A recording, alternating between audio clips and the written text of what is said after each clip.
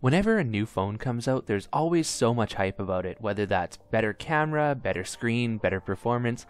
Brands try and make it seem like it's worth upgrading. It makes me wonder how much difference is there really between a 3-year-old flagship, the LG G4, and the Galaxy S9, which was released a couple months back. Is it really worth the upgrade? Well, today we're going to look at the Galaxy S9 camera and also compare it to the LG G4 to see if it is worth your hard-earned money. The Galaxy S9 has a 12 megapixel shooter. It lacks the dual camera of its bigger sibling, the S9 Plus, but it does still have the dual aperture, which is a unique feature to this smartphone. It means that in bright light, the aperture can decrease in size and photos will be sharper, whereas in low light, it can increase in size, let in more light, and hopefully reduce blur. In practice, it doesn't make that much of a visible difference to your photos. However, I do think it is great that Samsung is experimenting with features like this.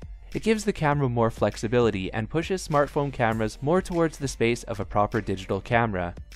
As one would expect from a flagship phone, photos in daylight are almost always great.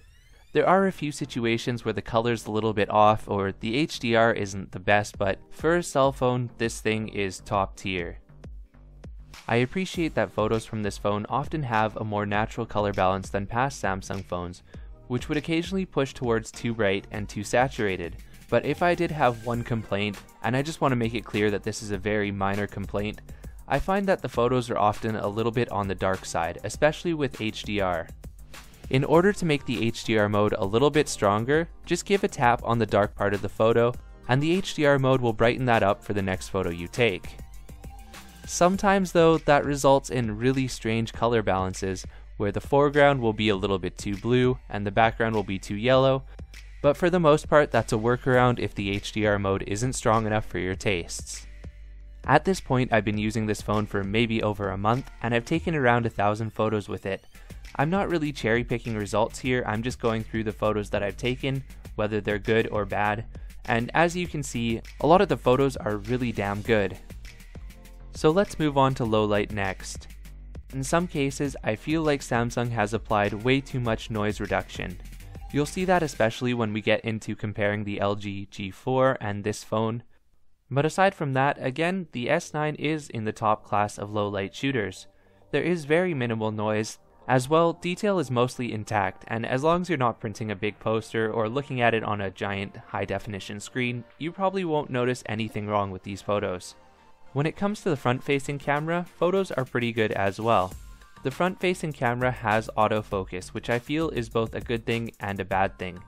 It's a good thing in that you can do background blur effects, which some people love for selfies, but it's a bad thing because I'd say 25 to 30% of the time, the front-facing photos I took were out of focus. And that's especially pronounced in low light.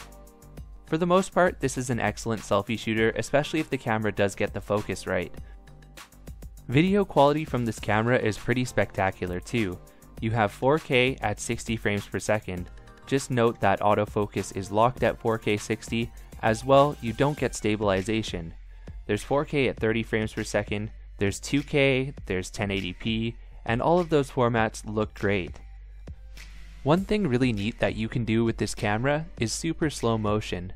So it gives you this little square, and if action happens in that square, the camera goes to a slow motion mode, which then can be edited later. It's really cool for capturing things like lightning, but it is a little bit tough to use. My only real criticism of the video quality is actually the audio. The audio quality from this smartphone is a little bit muffled. It'll be a little bit more obvious when I'm comparing this to the LG, but here's a quick sample just so you can hear what it sounds like. I'm surprised that this section here isn't better protected, because it is very dangerous. This is where the water from the lake is outletted into a canal, and interesting enough, if you look at the dam from the other side, there is literally no protection. What I mean by that is, if you were to be boating or swimming over there, you'd basically just get sucked into it. Like, that was not an insignificant amount of water. There's no buoys, looks like there might be a small warning sign on that concrete block, but quite frankly, a little bit terrifying. And there's nothing saying you can't swim in this lake if you really want to. It's quite a lovely lake. So, putting this camera beside the LG G4, the first thing that you'll notice is the S9 is a different aspect ratio. The S9 shoots at 3:2 and it is a 12 megapixel image, while the LG G4 is a 16 megapixel 16:9 image. That makes it a little bit tough to compare the sharpness and details, so first off, take a look at the difference in color. Both cameras have a fairly natural color balance, with the S9 pushing a little bit more towards warm yellow tones, whereas the G4 is a little bit more magenta. The one area where the S9 is better than the G4 in almost every situation is in highlights and shadows. The S9 sensor is able to pick up more details in bright highlights than the older G4. I tend to prefer the way the S9 exposes towards more warm tones over the G4, however, occasionally it does get a little bit too yellow. Look at the difference in the color of clouds between the G4 in this shot versus the S9. Up close, images from the G4 and the S9 have a similar level of detail, however LG tends to sharpen the heck out of their images. The difference is staggering. At first glance, it makes it look like the LG tends to have more detail. However, if you pull the Samsung images into any image editing program, you can increase the sharpness and make them look almost identical. In the end though, for daylight images, there really isn't that much of a difference. Whether you prefer one lens to another, one color balance to another, well, that's all up to you because technically speaking, both cameras are very capable. Low light is where you'll see the biggest difference. The S9 maintains a similar level of sharpness to the LG, but it doesn't have as much noise. The S9 photos tend to be brighter overall, even in near pitch blackness. But the one thing I don't like about the S9 is, again, it pushes images to be a little bit yellow. Sure, we're under an orange streetlight here, but I think the LG's color is a little bit more appealing than the S9. The other thing is, look at that wicked lens flare. Both of these cameras have a terrible lens flare that if you're pointing at any street light or light source or whatever, it makes the images almost unusable. The S9's lens flare, for the most part, is limited to these little floating dots that dance around that you can see at night, whereas the LG's are these weird moon-shaped arcs. Sometimes it makes images unusable. The most dramatic difference between these two camera phones is the selfie camera at night, so take a look at the difference between the LG and the S9. The S9 has very minimal noise, whereas the LG is just basically unusable, I'd say. I wouldn't want to show any of these photos on Instagram, but at least there isn't so much noise. Video quality is another place where the S9 kicks the LG's butt. LG at 4K, there's something a little bit weird about the footage. It looks a little bit smeary, almost like it's not 30 frames per second. The S9 on the other hand is super smooth. The autofocus is tight, and there is the option of a 60 frames per second mode if that's your jam. LG's autofocus tends to hunt in and out when you move it to any other object, whereas the S9 is a little bit smoother, more like you'd expect from an actual video camera. The selfie cameras too are quite different, with the S9 taking the cake here. Let's listen to a little bit of audio now. So one thing that the selfie cam on the S9 has that the LG G4 does not is autofocus. And that's both a good and a bad thing.